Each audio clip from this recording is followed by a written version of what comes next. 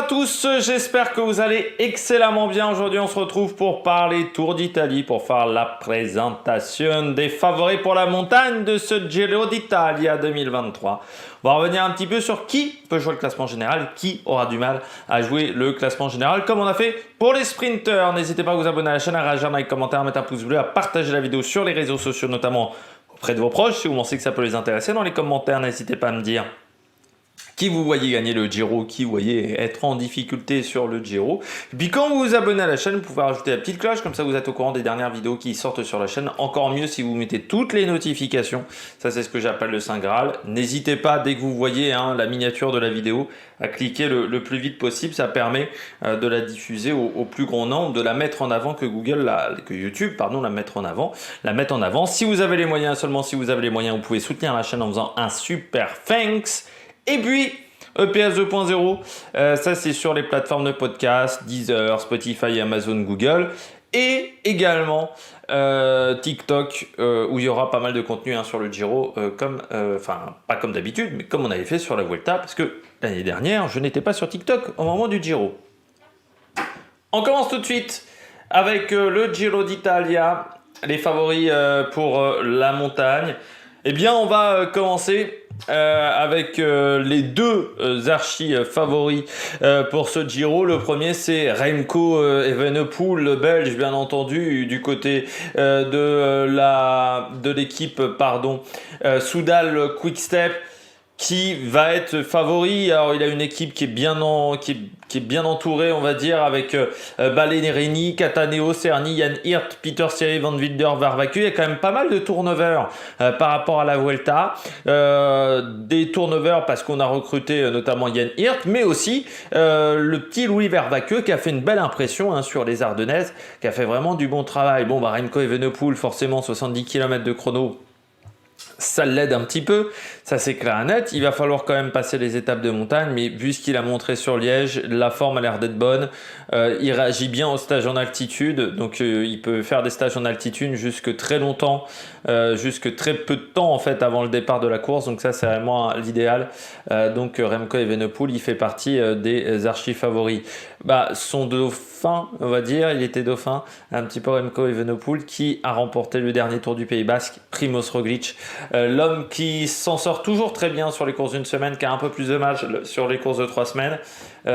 Primoz Roglic, il ne va pas sur le Tour comme objectif numéro 1 cette année, c'est le Giro, et là aussi il y a une belle équipe. Alors même s'il y a eu du turnover également, parce qu'il y a des coureurs qui étaient prévus et qui ne sont plus au départ. Je pense à Gesing, je pense également à Tobias Foss, qui ont été remplacés. Donc on a au départ Affini, Bowman, Denis, Josh Van Enden, Michel Hessmann, Sepkus, Jan Traknik.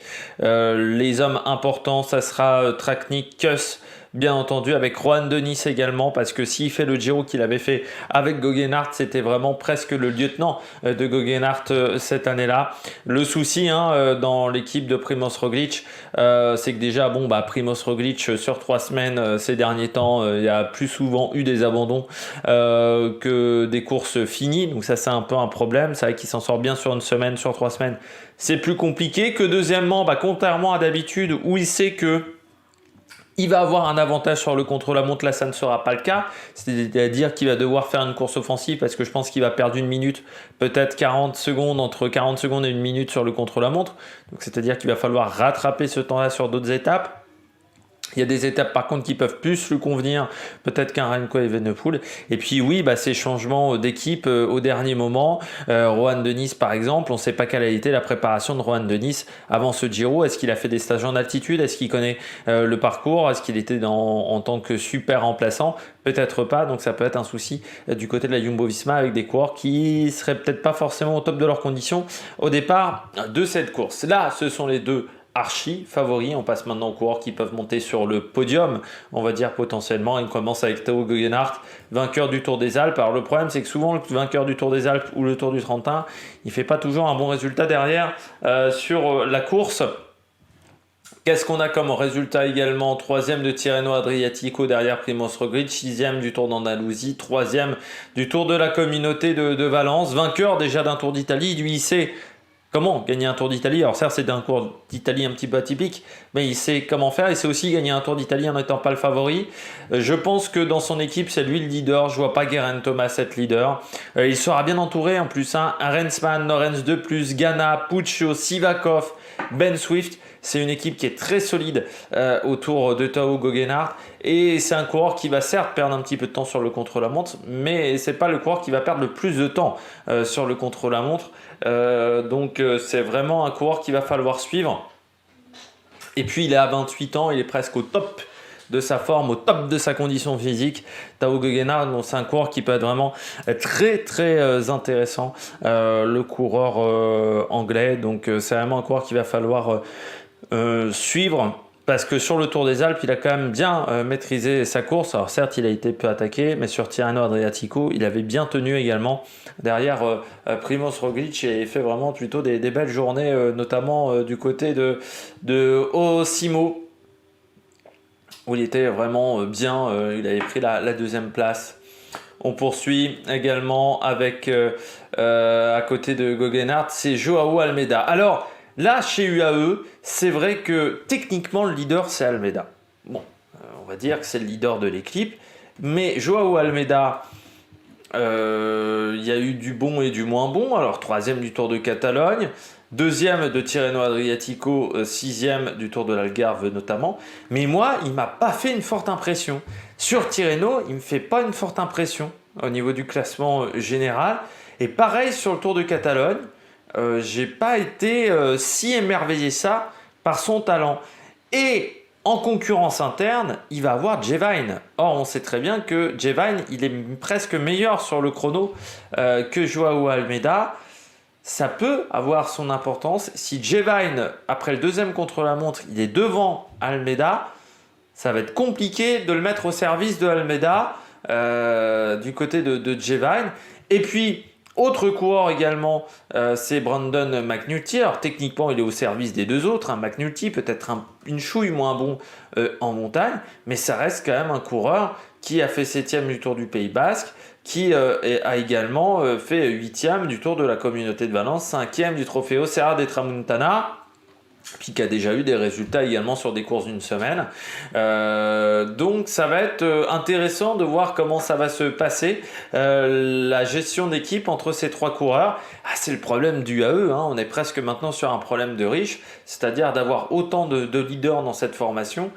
Il faut réussir à gérer les égos, et Fabio Baldato et Guidi Fabrizio devront, Fabrizio Guidi même, devront faire le job pour gérer les égos, ce qui va pas être si facile que ça dans cette formation. Si tu rajoutes à ça, Formolo, Ulissi qui auront techniquement un rôle d'équipier, Alessandro Covi également, Ryan Gibbons qui lui bossera peut-être plus pour Ackermann, c'est une course intéressante. Et puis il y a le cas Ackermann aussi, il voudra peut-être jouer sa carte sur les sprints.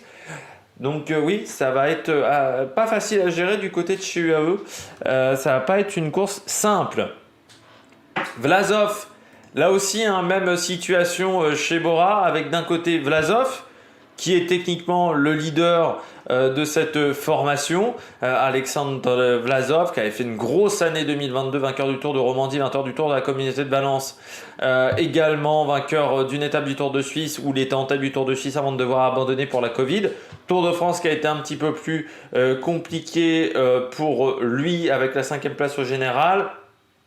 5e place également sur la Coppa Sabatini, mais il avait fait un énorme début de saison, 4e également de l'UAE Tour et vainqueur du Tour de la Communauté de Valence l'année dernière, donc il s'était pas raté sur beaucoup de courses sur sa saison. 2023, un petit peu plus compliqué pour Vlasov, 9e de Tirreno, abandon sur le Tour des Alpes pour participer à Liège-Bastogne-Liège où il ne fait que 46e sur le Tour des Alpes. Il était derrière Kemna, 5e du Tour de la Communauté de Valence, et on peut se poser des questions s'il ne va pas y avoir un rôle de co-leader avec Lennard Kemna, le coureur allemand, parce que Kemna, il a 26 ans, il a maintenant un petit peu d'expérience. L'année dernière, il a déjà fait le Giro, ça va être donc son 2e Giro.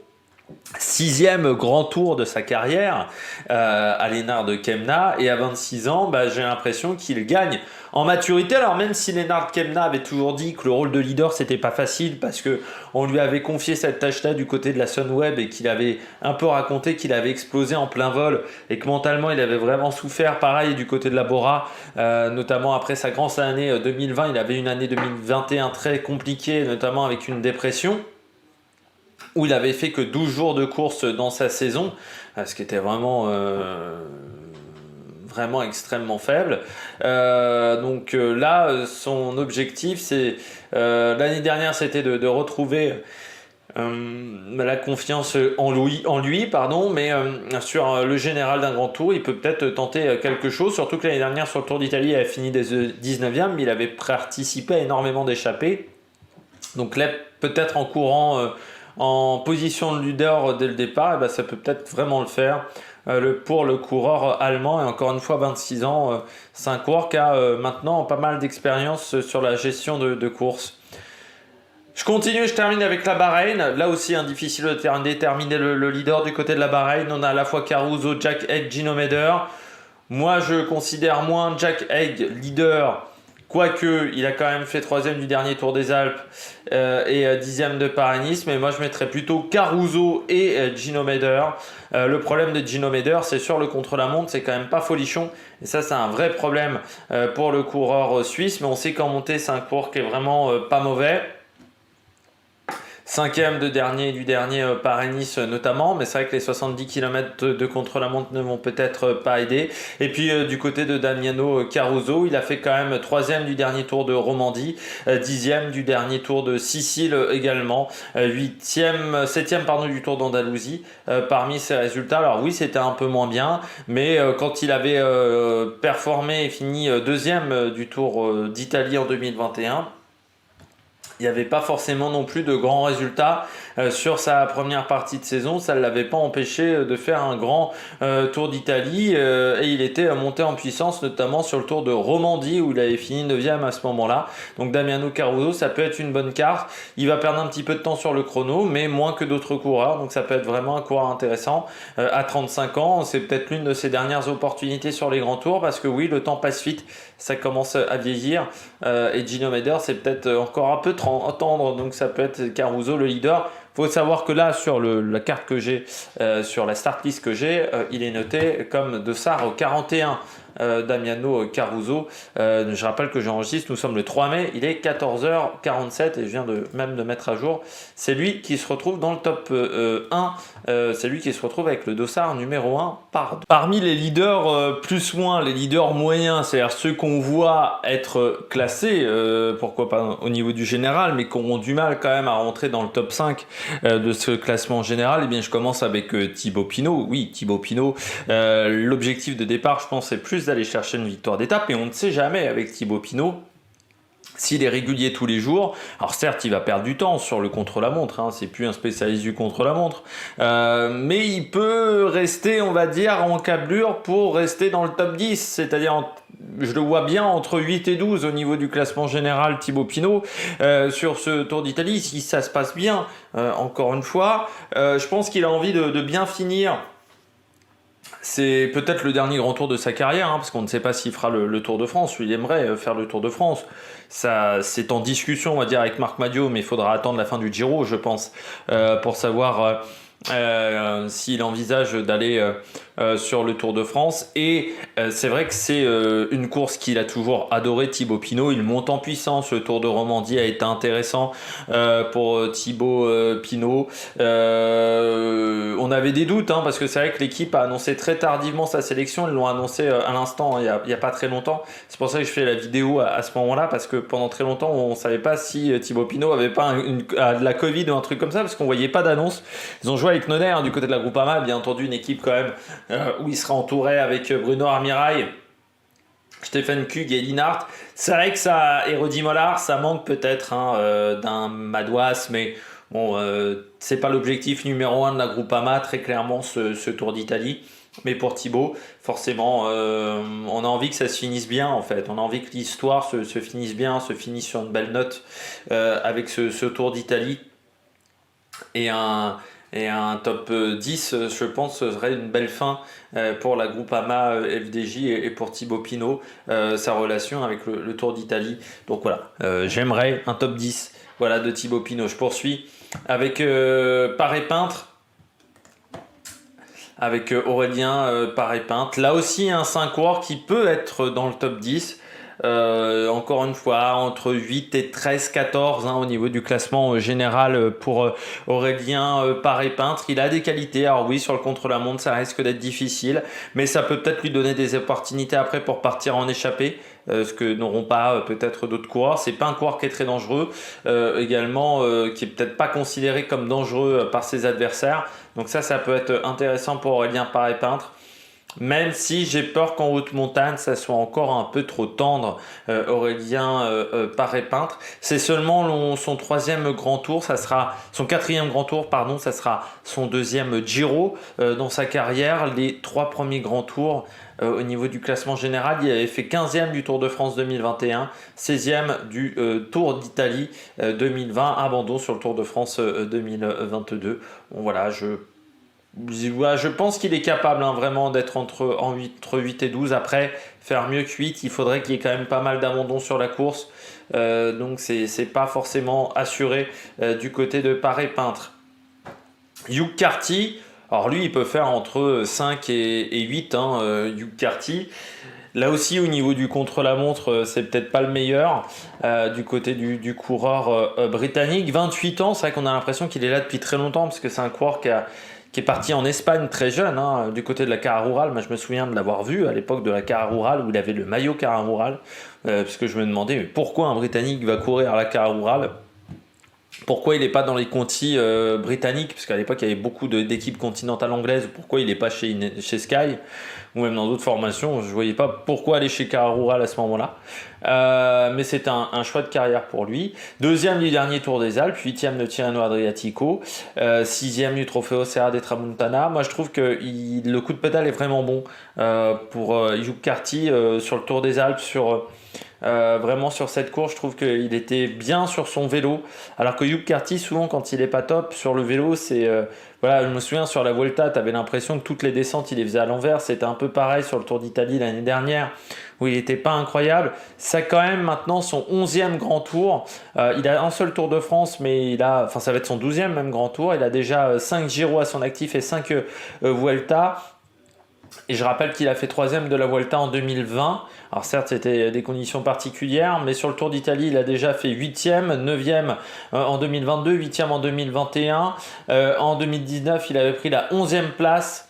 Donc voilà, c'est déjà un coureur qui a eu des résultats sur les grands tours et qui a déjà gagné également des étapes sur les grands tours.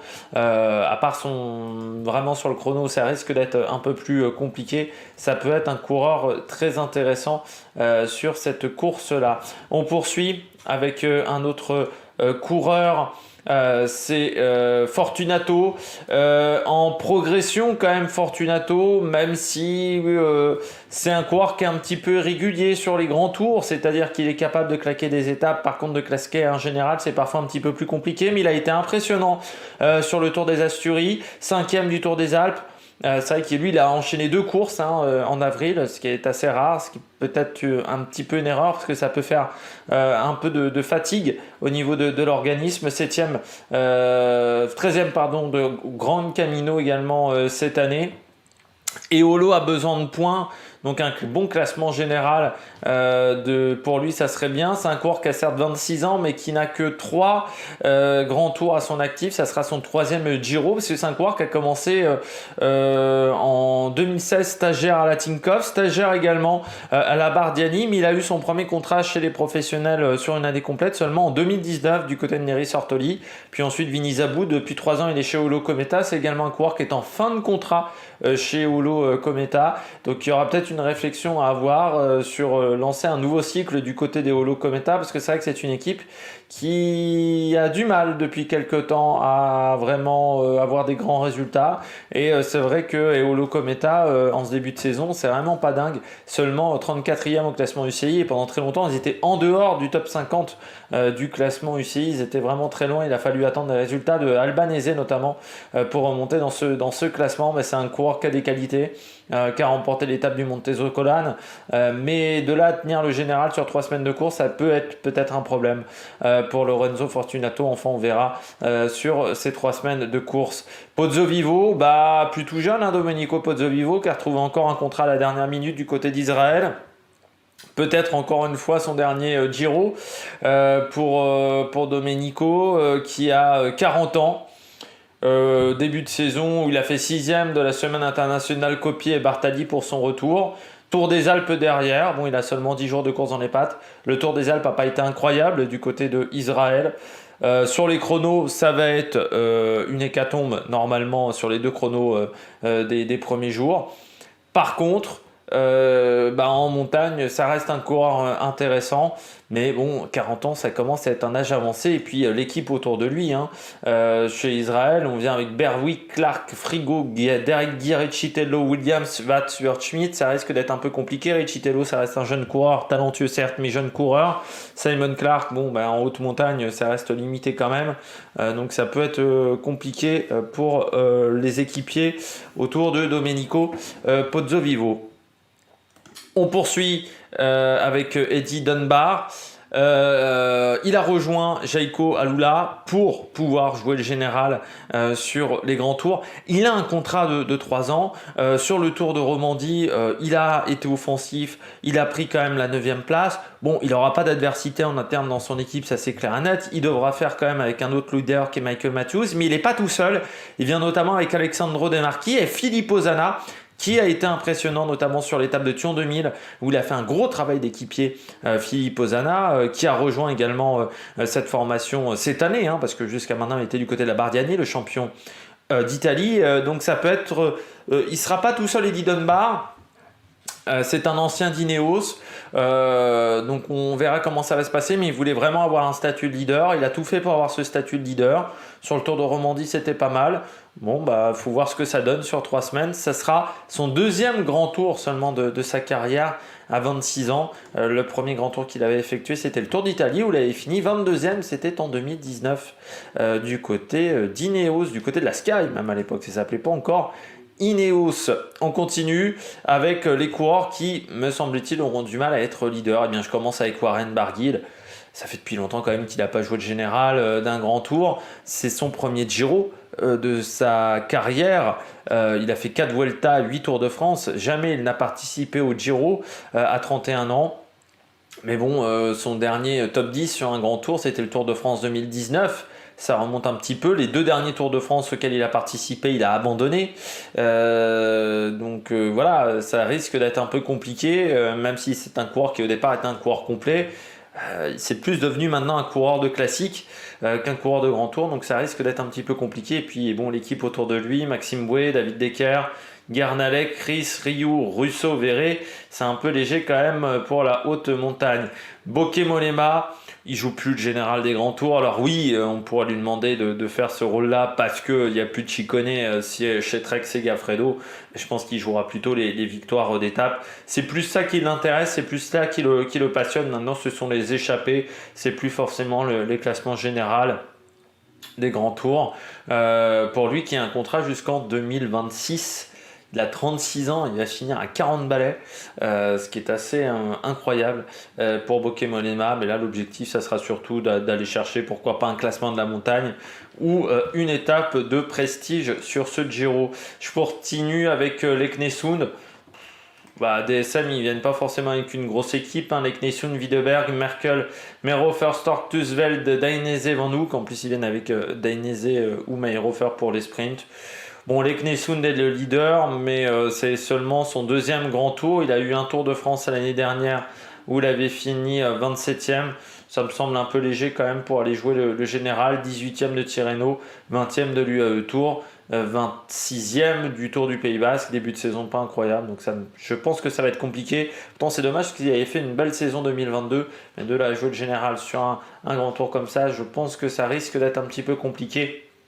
Lui qui avait remporté l'Arctic Race of Norway en renversant la course du côté de Trondheim, qui avait pris des échappées également sur le dernier Tour de France, vainqueur d'une étape sur le Tour de Suisse. Mais pour le moment, la saison a été un peu moins bonne, un peu moins fructueuse. Du côté de Leknesund, ça reste quand même un jeune coureur, hein, seulement 23 ans, Andreas Leknesund, qui est dans sa dernière année de contrat avec la DSM. Carlos Verona aussi, du côté de la Movistar. Il n'y a pas grand monde du côté de la Movistar, donc... Verona, parce que je vois pas Rubio jouer le général. Mais bon, faut pas s'attendre à des merveilles, hein. Il fera entre 10 et 15 et pas beaucoup mieux du côté de Carlos Verona. On jouera les sprints notamment avec Gaviria. 10e hein, du Tour de Man cette année comme bon résultat du côté de Carlos Verona. Ce sera son 13e grand tour dans sa carrière, 3e Giro. Meilleur classement, 19e, c'était sur le Tour de France 2020. Bon, il a un peu progressé en montagne depuis le Tour de France 2020. Donc entre 15 et 10, ça peut peut-être le faire pour Verona, mais il ne faudra pas s'attendre à mieux. Taramae, bah oui, du côté d'Intermarché, il n'y a pas grand monde en fait pour jouer le général. Bon, Taramae, ça fait depuis longtemps qu'il joue plus le général des courses. Il a plus les qualités pour. Maintenant, c'est un baroudeur. Il a 36 ans. Il s'amuse sur le vélo. Mais c'est vrai qu'on est loin du Rennes Taramae du début de carrière. Ça va être son 18e grand tour en carrière. Il doit faire partie des coureurs qui en a le plus avec Adam Hansen. Meilleur résultat, c'était sur le Tour de France 2011 avec une 11e place. C'est la seule fois où il est rentré dans le top 15 sur un grand tour, hein. C'est vrai que sa carrière ensuite a été un peu plus décevante, où il a été aussi parfois équipier, hein, notamment du côté de la Katusha. Mais oui, un coureur qui, voilà, Reine Taramae, coureur sympathique. Et voilà, 18e grand tour dans sa carrière, 4e Giro, c'est le grand tour qu'il connaît le moins. Début de saison où il a fait 15e du Tour du Pays Basque, notamment 19e de l'UAE Tour, 4e du Tour d'Oman du côté de Rennes Taramae. Mais bon, maintenant ça reste limité sur les grands tours. Et puis je termine avec Fiorelli du côté de la Green Project Bardiani, une équipe intéressante qui fait un bon début de saison, hein, la Bardiani, qui il a fait 2 top 10, 2 top 5 même sur le Tour de Sicile, 4e de Pernsampre Alfredo, 2e du GP Goriska et Vipava Valley. 2 top 10 également sur le Tour du Rwanda.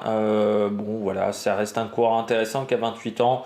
De là à faire un bon classement au mieux que top 15, enfin mieux que entre top 10 et top 15 sur ce Tour d'Italie, je pense que ça risque d'être un petit peu compliqué. Ce sera son 4e Giro dans sa carrière à Fiorelli. Bon, les 2 premiers c'était soldé par une place au-delà de la 100e place. L'année dernière, il avait abandonné très vite pour le coureur italien, mais cette équipe-là jouera plutôt les échappées. Et ça pourrait être intéressant, hein, avec une équipe avec Fiorelli, Covelli, Gaburo, Magli, Macelluzzi, Molubran, Tonelli et Zoccarato au départ pour la Green Project Bardiani. Ensuite, vous avez des équipes qui, elles, n'ont pas emmené de leader pour finir. C'est le cas d'Alpecin, c'est le cas d'Astana, le cas de la Cofidis, de Coratec. Bon, Astana, on pourrait mettre Dombrovski.